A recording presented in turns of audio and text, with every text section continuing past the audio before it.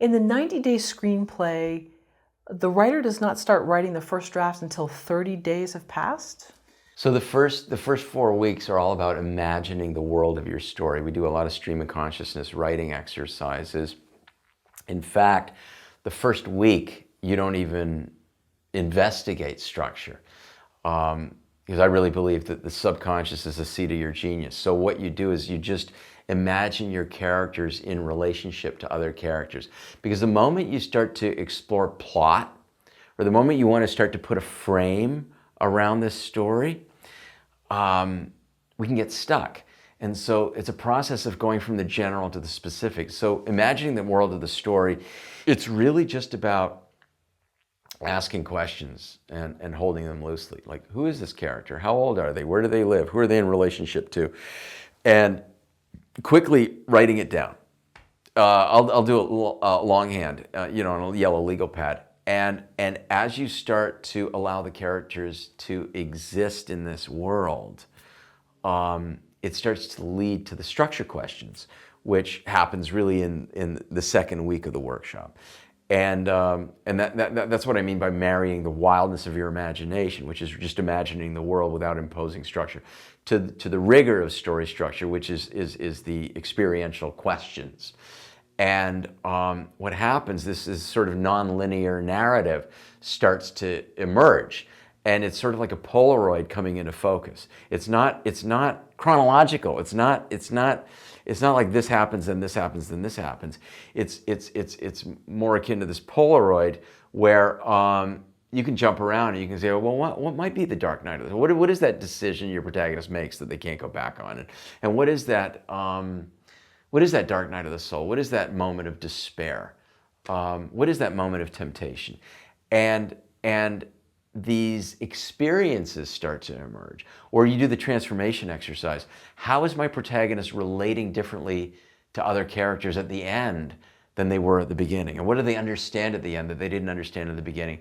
And as you do that exercise repeatedly, what happens is it creates a goldmine of images for what precedes your ending.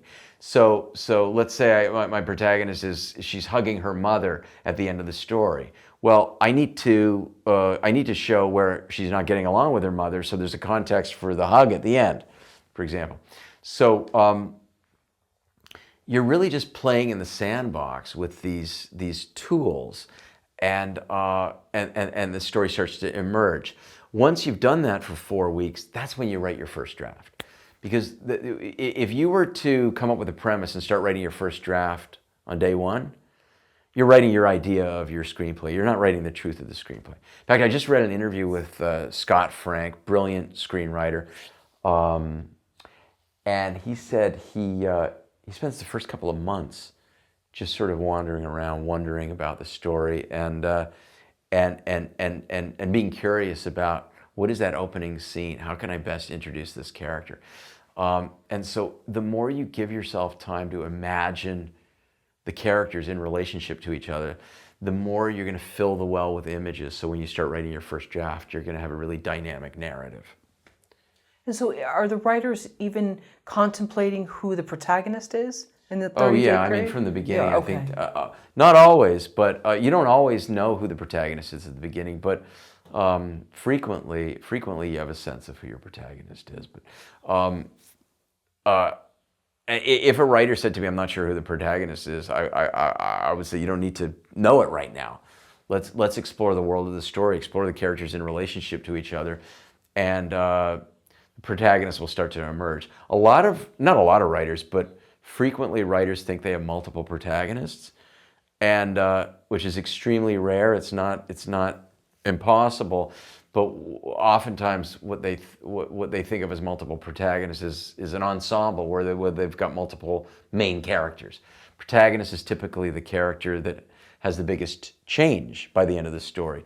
And what you discover is that even if you've got an ensemble, you can often hang the structure on this protagonist character. After the 30 days have passed, what's the first step in writing the story? Well, then we do the next 4 weeks. You write the first draft in sort of a modular fashion. So you spend a week writing your first act. You spend 2 weeks writing the second act because it's typically approximately twice the length of the first act. And then the fourth week is writing your third act. And you want to get it down quickly. You fill the well with images. An outline has emerged. You've got a sense of a beginning, a middle, and an end. Now let's get this thing down as fast as you can without rushing. And so a week is plenty of time to write 30 pages. There's not a lot of ink on the page in a screenplay. You know, there's a lot of, so but what you don't want to do is you don't want to go back and rewrite your first draft. Just start to get it all down. And then in the final 5 weeks of the workshop is when we do the rewrite or the polish. And so, as you have advised writers previously, don't tell friends, family, coworkers, etc., about your story idea.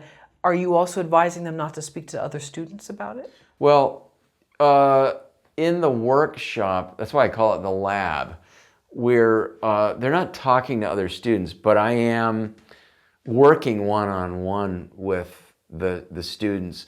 But the way I work is I ask a lot of questions. I'm just curious. And I've been doing this a long time, so I'm often asking leading questions, but I'm asking questions that are going to invite up images and ideas that are hopefully going to make the story as dynamic as it wants to be. How should a writer outline their story?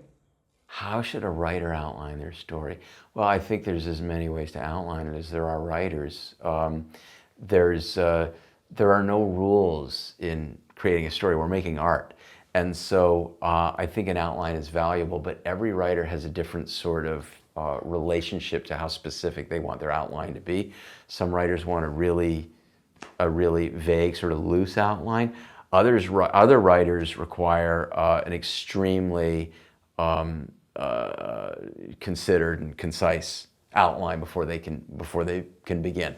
And so it's only through the process of creating a story that you're gonna sort of find what feels right for you, and it's probably going to vary from one project to the next. Okay, so there's not like the perfect sort of outline. You know, 24 plot points or different things. You whatever works for the writer. You suggest different styles. Well, yeah, I do. The moment we approach art like it's long division, we're going to get stuck. We're going to get into our heads. So it's really. I think sometimes there comes a point, it's almost like you reach this, it's like a super saturation point where you can't contain the story any longer and it's just demanding to be written. And I think that's when you start to write it. But sometimes what happens is sometimes writers want to sort of prematurely jump into the first draft. And there's this real eagerness just to get started. And I'll say, if you really want to start writing your first draft, there aren't any rules. Go ahead and get started. But what if you just took a breath and just spent a few more days exploring the world of your story and allowing this outline to emerge? And often what happens is if they do that, they'll have a breakthrough. And they'll go, oh my God, I'm glad I didn't start writing yet, because I'm now understanding the story, and sometimes in some fundamental way that had I begun writing the story, I would have probably had more work to do in the rewrite process. So, you know, we're always looking for the path of least resistance, and I think that if you really give yourself some solid time to explore the world of your story, it's going to save you time in the long run, because if you have a solid outline, you're going to. The other thing about the outline is when you have a solid outline, you're far more inclined to have the confidence to stray from it. But if you don't have an outline, it can ironically, you can start to get neurotic and controlling, because I got to get this thing to work. But if you got the outline, I always tell my writers, if you know you're going to go left in a scene, you must go right. Meaning, if you know, I'll give you an example. So Billy says to Sally, will you marry me? And Sally says, yes, Billy, I'll marry you. Well, I just told you exactly what happened in the scene. It doesn't mean anything. If you saw that scene, you would go, what is happening? But if Billy says, Sally, will you marry me? And Sally says, yes, Billy, but only if you work for my father, the hitman. Now we know what the scene's about. Now Billy has a dilemma. He's in love with Sally, but he's required to be a hitman in order to have his heart's desire. Okay, so until we understand what the protagonist's dilemma is, meaning can't get conveyed.